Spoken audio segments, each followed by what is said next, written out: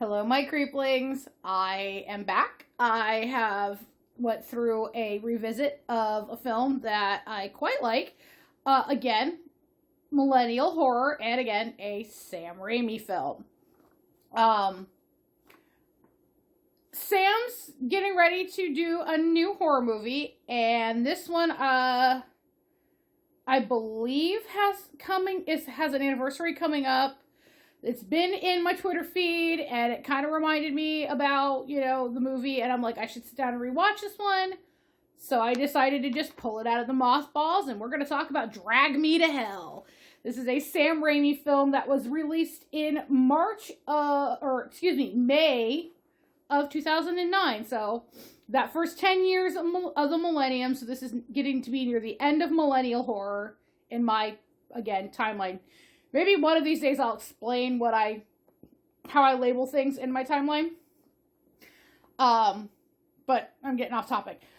So we have Drag Me to Hell, directed by, of course, Sam Raimi, because I'm a Raimi bitch. I love those boys. They're right up my alley. Written by Sam and Ivan, so we got another writing credit by Ivan. Rob Tappert, of course, came back to produce this, because if you got two of the Detroit movie men, you gotta at least get the third one, the one that brings in the money.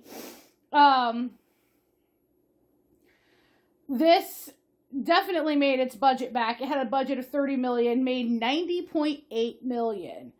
It's a very well done film, but I don't expect anything less from Sam Raimi this far into his career. So, a little timeline on Sam here and this story. This was written 10 years, so like late 98, 99-ish. And they sat on it for a while because Sam went and did the Spider-Man trilogy with Tobey Maguire. He tried to shop this out to other directors, Edgar Wright being one of them.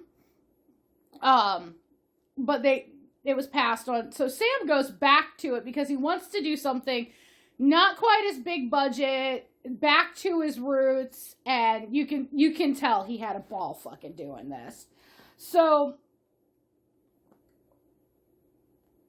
we have got special effects by Greg Nicotero and Howard Berger. So 3 of the KMB effects guys. So obviously part of the family in a way has been brought back. We have a pretty decent cast list on this. Our lead is Alison Lohman, very popular young actress at the turn of the millennium. Did a lot of random stuff. I remember seeing her everywhere. This is I think the only thing I've ever actually watched with her from start to finish. She plays our lead, Christine Brown. We have Justin Long, who's definitely no stranger to horror movies. Jeepers Creepers and Tusk being 2 of them. I know he's been in a lot more. Waiting with Ryan Reynolds. He was the main focus in that. He's a pretty well-known actor who usually turns in a pretty stellar performance. Or at the very least, pretty good performance. He plays her boyfriend, Clayton Dalton. They call him Clay. Bunch of other names I don't really recognize other than Reggie Lee as Stu Rubin, one of her co-workers. I know from Grimm, the NBC television series. Again, another Supernatural. I highly recommend that one. I'm not going to get into it now. It's possibly getting a reboot, last I had heard. But he's usually pretty good. He's falling under modern character actor for me. So I look forward to seeing him in other things in the future. If you're only watching this in passing, you're going to feel like you're missing the sheer amount of cameos that Sam usually shoehorns into his film with family and friends. There's no Bruce in this one. Ted's cameo got cut down to where you only see his shoulder and you hear his voice. We've got Sam actually himself shows up in a blink and you'll miss it uncredited role as a ghost at a seance. His children Emma Henry and Lorne all appear in minor roles, although I don't know what the kids look like, so I couldn't point them out. Scott Spiegel is in it, but I didn't find him in The Morning Feast. So, you know, I know there were supposedly some familiar faces involved in this, but it was all blink and you'll miss it. Ted being the one I did recognize, but that's just because he has a very distinctive voice. And was probably the biggest of the small cameos that were in here. I ain't complaining, though. Y'all know I ain't complaining. Anytime I can hear or see Teddy, I am a perfectly happy little woman. Not that I'm little, but you know what I mean. So we start this movie with a flashback to 1969 in Pasadena, California. Okay. Before I get too much farther, there might be, I'm going to try to use terminology that's a bit more sensitive, but there are some problematic stereotypes that Sam uses and plays up for whatever factor.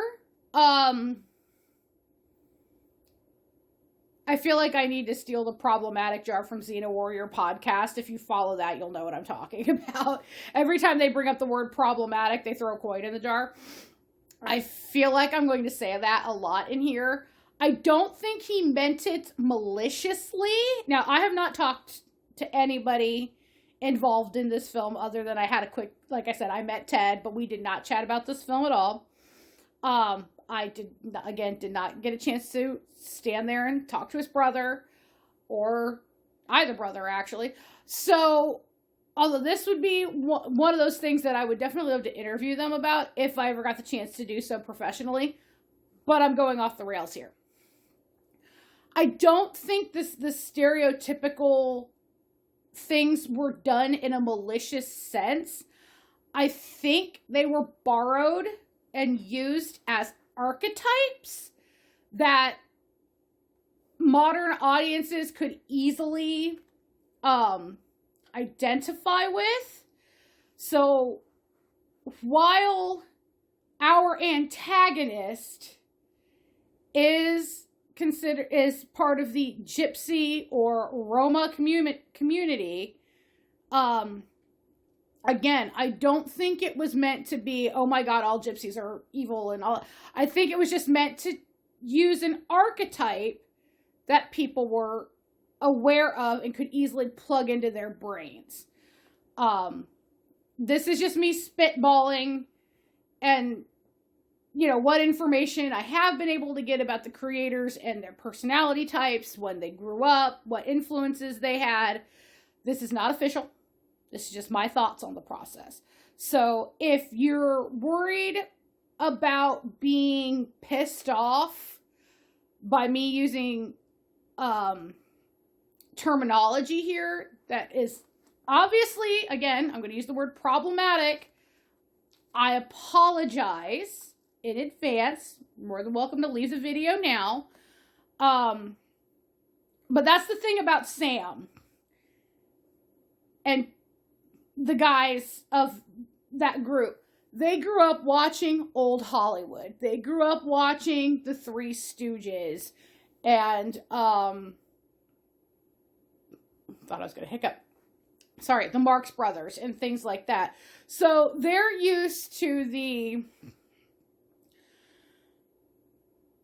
golden age of Hollywood terminology and archetypes. And I think they're not using them so much now, but I know back when it was still, unfortunately, acceptable, they were using them. So, again, I apologize if this is problematic, but this really is a good movie, and I really did enjoy the story, even though, yes, there are some problematic archetypes here. Do I think they could change it and make it different? Yes. But what's done is done, and we're going to talk about the art form as the art form. So, we go back to the beginning of the movie. This is a flashback to 1969 Pasadena, California. There is a Hispanic couple. They speak Spanish. I don't even think I heard a word of English out of their mouths. Everything was subtitled. That show up in a tizzy at a young medium's house. Now, a psychic medium. Her name is Sean Sandana. Claiming their son has been hearing evil voices because he stole a silver necklace from a gypsy's wagon. He tried to return it, but instead, they cursed him. So again, here's where I say problematic. I used the term gypsy. Stereotypical gypsy's curse. But again, like I said, I'm thinking this is more for the archetype setup than demonizing all people of the Traveler Romani descent. So Sandana prepares a seance, but this unseen force attacks them and drags the young boy to hell. I mean, you visibly see hands coming out of the floor, dragging him into a fiery pit. The effect is very good. Sandana vows to fight this demon one day. So now, flashback is over. We come to present day LA. We are introduced to our lead, Christine Brown. She's a bank loan officer. Now, she's kind of mousy and meek and, she's just, you could see people walking all over her in any, situation. She's listening to it sounds like a self-help, audio book on how to speak publicly when she's driving to work. She's vying for a promotion to assistant bank manager or branch manager with her co-worker Stu, played by Reggie Lee. Now, Stu is your stereotypical young yuppie suck-up. He's sucking up to the bank branch manager by palling around with him, giving him tickets to games, and he's getting some favoritism thrown his way. So this doesn't look good for her. Jim Jacks is her boss. Jim, when she asks about, have you guys made a decision yet? And he tells her it's down to her and Stu, that she needs to start making, to show him that she needs to start making the hard decisions. Well, after this talk, she goes back to her desk, and the next person waiting to be helped is this elderly, obviously Eastern European, I'm just going to say it, Romani woman, who's obviously very much not well. She's got like a dead eye. She's hacking into a handkerchief. They're playing up the sick gross factor on this. Her name is Sylvia Ganush, and she's there to beg for her third extension on her mortgage so that they don't foreclose on her home. And the long and the short of it is, Allison basically makes this tough decision without discussing things with Jim Jacks about, basically says, no, we can't give you a third extension. Sylvia throws a fit, is ended up escorted out by security, and Mr. Jacks seems to be very, very happy with the way Christine handled that. Now, Christine's leaving. She's the last one in the parking garage. Cameo by the Delta at this point. That's not the only cameo you can point out and go, I recognize that. Sam's Delta shows up in the parking garage on Christine's way to go to her car. Now, when she gets to her car, this old woman's waiting for her in the car. And she attacks her. This bitch will not back down. I mean, this is where we start getting into, I have heard people describe this as the Evil Dead movie that's not an Evil Dead movie, and it is very accurate. Very accurate. This bitch acts like a deadite. She will not go down. Eyeball stapled, ruler thrown, like shoved through her mouth. I mean, it is like a deadite attack. And there's just enough, like, of the way it's edited, it really does feel like we're back watching an Evil Dead movie. And I loved it. Before the attack is done,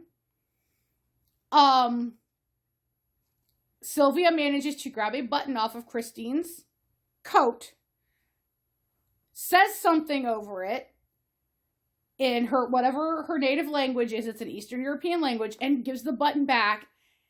Christine, I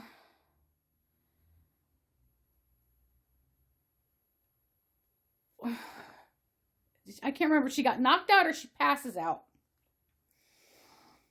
And comes to, everybody's gone, they call the cops and everything. Her boyfriend Clay comes to pick her up. Now, previously, Allison had gone out to lunch, and this is when we were introduced to Clay. We're also introduced to his mother via a phone call as Allison's leaving. And apparently Clay comes for money. And the mom's not too sure about Allison because Allison is a farm girl. So, again, we're talking about this doormat of a girl who's just, even when she's not there, is getting run over verbally by this guy's mother.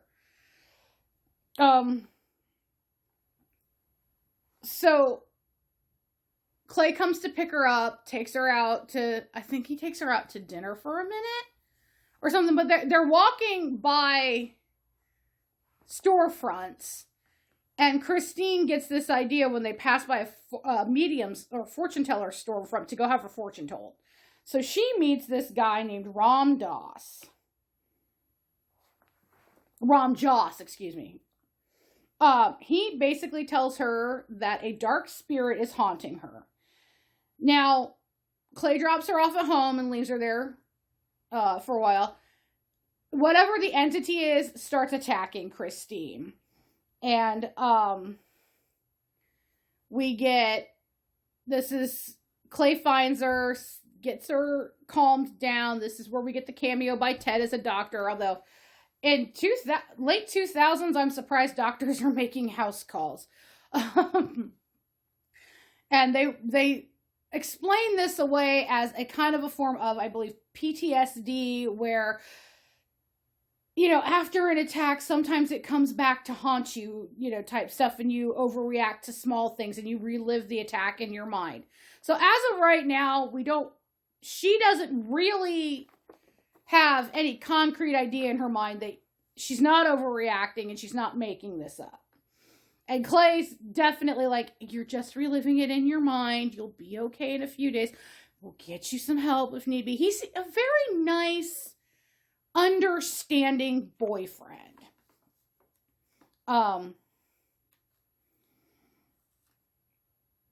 So the next day at work, she starts hallucinating about Sylvia, and she gets this violent, and like we're talking disgustingly gross, nosebleed, vomit of blood hose all over her boss, and she just leaves work early.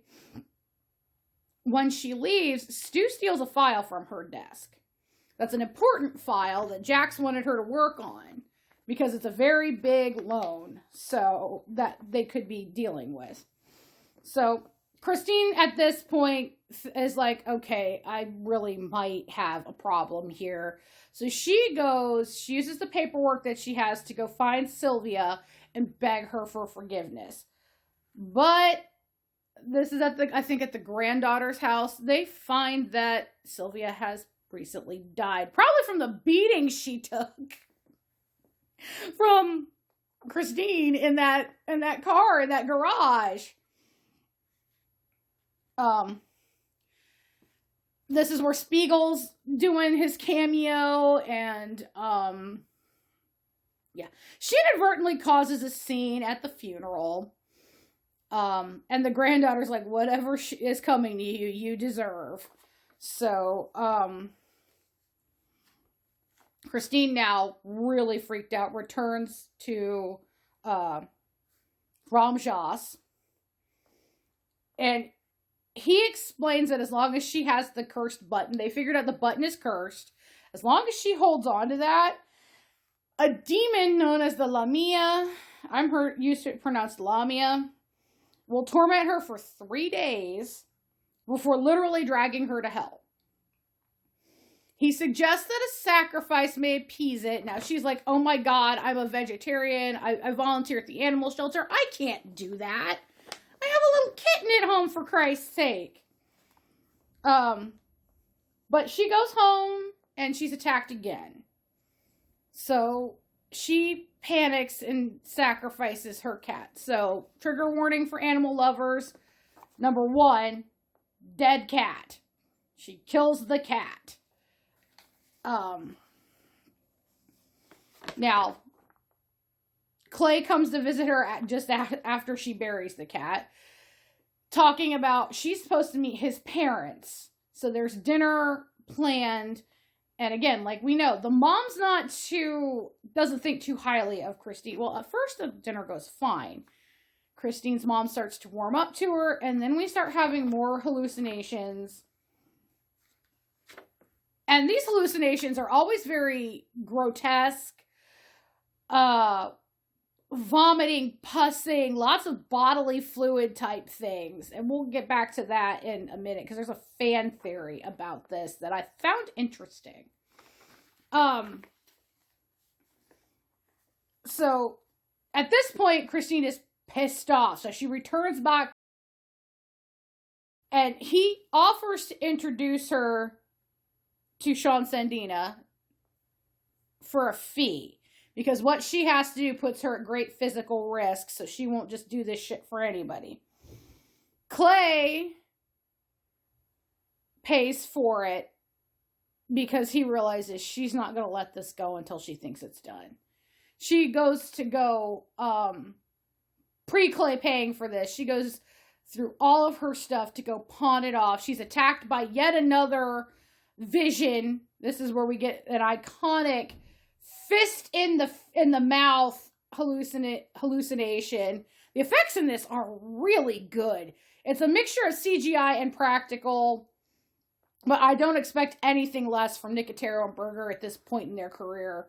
These guys are wizards at effects and knowing what digital houses to work with their prosthetic effects to get the best result. And then you throw Sam on top of it, who, again, has a network of people that he's worked with. The effects in this are very, very good. So, when she can't get enough, Clay pays for it. She shows up at Sandina's house. They prepare a seance to trap the Lamia in a goat. And then they're going to kill the goat to destroy it. So, again, trigger warning, we're talking about killing a goat here. But instead, the spirit possesses her and then her assistant. Now, her assistant is also a young Latino man. And when he gets possessed, any fans of Ash vs. Evil Dead will definitely get shades of possessed Pablo in this one. I don't know if it's just because the actors themselves looked similar, the assistant actor and Ray Santiago. Do not put words into my mouth saying that I think all Latinos look similar. No, but these two particular actors both have very angular features. So between that and the makeup used on these two gentlemen with angular features, they remind me of each other. Okay? I don't want to be perceived as one of those people that's like, no, everybody of X race looks the same, because they don't. I happen to enjoy looking at people's faces with, their different bone structures and everything, and not everybody looks the same. It's like saying all white folk look the same or all Asian. No, there are differences. It's just these two particular actors both have very angular features, and I believe they played up those angular features with the facial prosthetics that they used. So one reminded me of the other. All right. Sorry, I got up there on a soapbox. I had a conversation with somebody a couple of months ago that was very similar to this, and I'm still a little salty about it. How about that? So Sandina manages to banish the Lamia, at least from the seance. The seance, this is where the blink and you'll miss it Sam shows up as a spirit cameo. Happens, by the way. So she banishes the spirit, but she dies soon after, just simply because she's older. It's indicated that she has a bad heart. So it was just too much for her physically. At the end of all this, Ramjas seals the button in an envelope and tells Christine that about the only other thing they can do to remove the curse is for her to pass ownership of the curse and the button to somebody else. So Christine's at an all-night diner getting pissed. Now, one thing you will notice about Christine is the longer she's under this curse, the pissier and more aggressive she gets. The doormat is slowly disappearing and being replaced with someone who's very angry. I found that interesting, to say the least. Like, in her perceived taking away of her power, she's trying to gain it back by growing a backbone.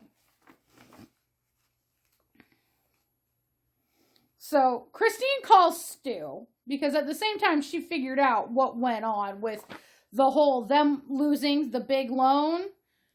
Stu stole the file and went to a rival bank with the information so that rival bank could get the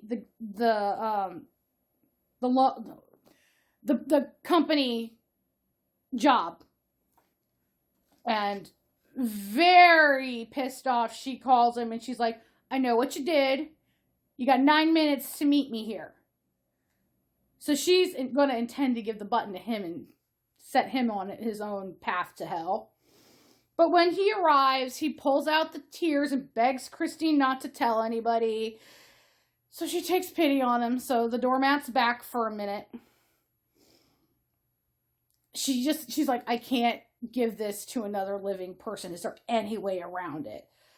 So she consults Ramjas, and she learns that she can make a formal offering of the curse to the dead. So this bitch goes to the graveyard, digs up Sylvia's grave, and passes the curse onto Sylvia. She almost doesn't get out of the grave because, of course, it's dramatic. It's raining. The grave is flooded. Every time she goes to climb out, the walls dissolve around her. At one point in time, a headstone falls over and bonks her. But she does get out. And she returns home. Now, she and Clay had this plan to go to Santa Barbara for a romantic weekend. And she meets him at Union Station, which is a train station in LA. If anybody has not been there or is unaware of what it is. You can see Clay's waiting for her. He's got a little ring box. Of course, you think, oh, he's going to propose. She also gets a call as she's leaving, and she listens to the message from her boss, who tells her that Stu was fired because they figured out what happened, why they lost the account. Stu shows up shortly after he left her at Jack's, saying, well, he tried to pin the file going to the rival bank branch is her, but he started questioning the story. So it seems like everything's turning around for Christine. She's going to get the promotion. She's going to go on this romantic weekend. Now, she got rid of the coat that the button was taken off of, buys herself a new one. And Clay's like, oh, what happened to your, he sees the new coat. He's like, it's pretty. What happened to your old? And she goes, I got rid of it. And he goes, oh, well, it's kind of a shame because I found this, and he pulls out a matching envelope to the one that she had that she thought her button was in. No, he has the button in the envelope. She had inadvertently grabbed, was a coin collector, and she got an interesting rare coin in regular circulation at the bank. So she gave it to him in an envelope. She had had the coin envelope the entire time because it was a mix-up in the car. So the curse is back. And she's just horrified. She stumbles back onto the tracks. It looks like she's going to get run over by a train, but nope, the hands come up and drag her into the fiery pit of hell, and we end the story. All of that for nothing. Now, I have heard that there's a sequel to this in the works announced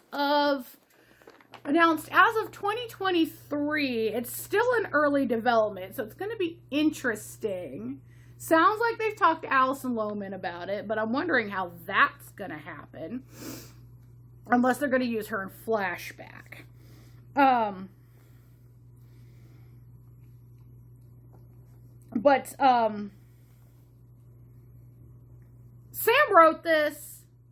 and Ivan wrote this because they just wanted to tell the story of a person who wants to be a good person, but who makes a sinful choice out of greed for their own benefit and pays the price for it.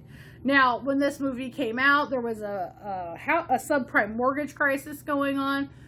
But the fan theory I talked about earlier, it is hinted, well, it's not hinted, it's shown in a picture that Christine used to be chunky. I'm not going to say outright fat, but the picture definitely shows she's got a belly and some hips. The fan theory posits that Christine is experiencing the hallucinations because she has an eating disorder. So she's starving herself. It's messing with her head. Because a lot of the delusions revolve around food. Like the dinner party, it revolves around a cake that she made. And things like vomiting and body horror. That's an interesting look at it. It really is. Now, I have never suffered from an eating disorder like anorexia or bulimia or anything. But I do know that once you get to a certain point of not eating on a regular basis, you know, I have problems with disordered eating because I get so busy I forget to eat, and like maybe I eat once a day for like 4 days. You get a little loopy. You get past hangry and you get a little loopy. So if you're intentionally starving yourself and you are intentionally robbing your body of nutrients in order to keep your weight down,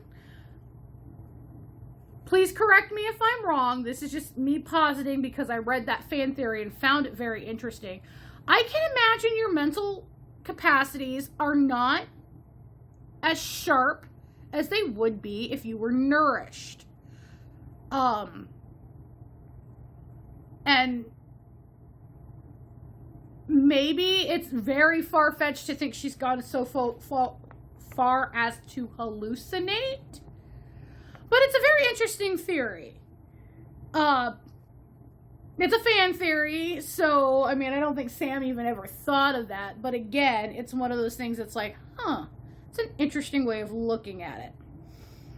And again, I'm not a medical professional. I have never had an eating disorder like that. So I can't speak to how true it is. I just found it a very interesting thought process. But this movie really does feel like it could have been an Evil Dead movie.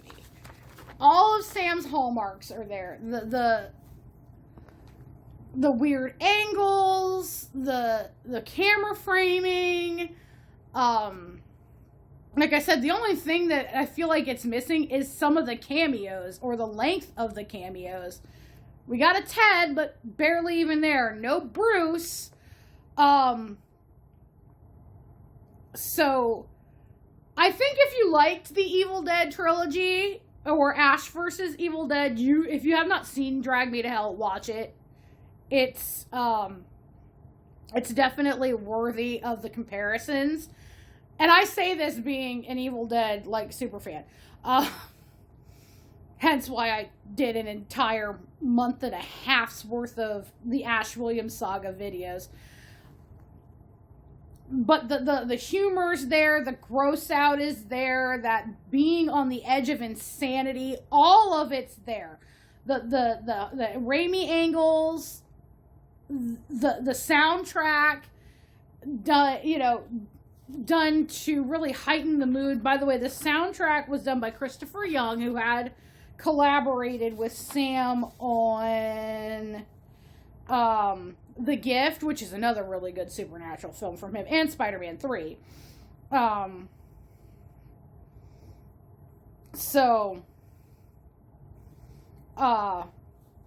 The lighting's good. This is a very good example of Sam Raimi horror. I'm just going to say that. I highly suggest watching it, especially with Sam dipping his toes back into horror coming up, and with the possibility of a sequel coming up. I'm still interested in how that's going to work. Because you would assume once she's dragged to hell and the curse has been passed, has been claimed, are we going to get Justin Long's character back to really kind of like revenge on the family, and we're going to get a back and forth eye for an eye situation? Are we just going to deal with yet another separate curse from a different family member? Is the curse going to continue on to Justin Long's character? It's going to be interesting to see how they develop a sequel to this. But yeah, excellent movie by Sam Raimi. Drag Me to Hell from 2009. I'm really looking forward to Sam's next outing. I cannot remember what the name of it is off the top of my head. I know it's starting to film soon. It's going to be interesting. I always enjoy a good Sam film.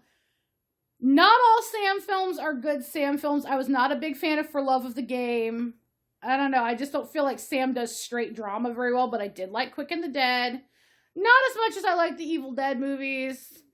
What other movies of his have I seen? I loved the Spider-Man trilogy, but I like comic book movies in general.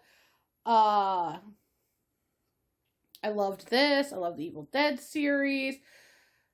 Sam does not usually disappoint me.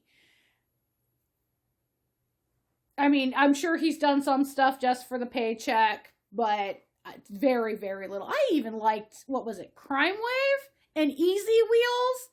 2 parody movies that, did not receive very good reviews. I still found them enjoyable at popcorn movie level. That's one thing Sam seems to understand also, is a popcorn movie. Like, you've got your, like, ultimate popcorn movies like Darkman, and then you've got your kind of niche, culty popcorn movies like Crime Wave and Easy Wheels. Which, by the way, Easy Wheels is available here on YouTube in potato quality, but it is definitely worth a watch if you want to, like, really understand Sam's filmography. Crime Wave's available on, I think, Roku. That's where I watched it. Maybe Amazon Prime or Hulu as well. So, but yes, highly recommend Drag Me to Hell.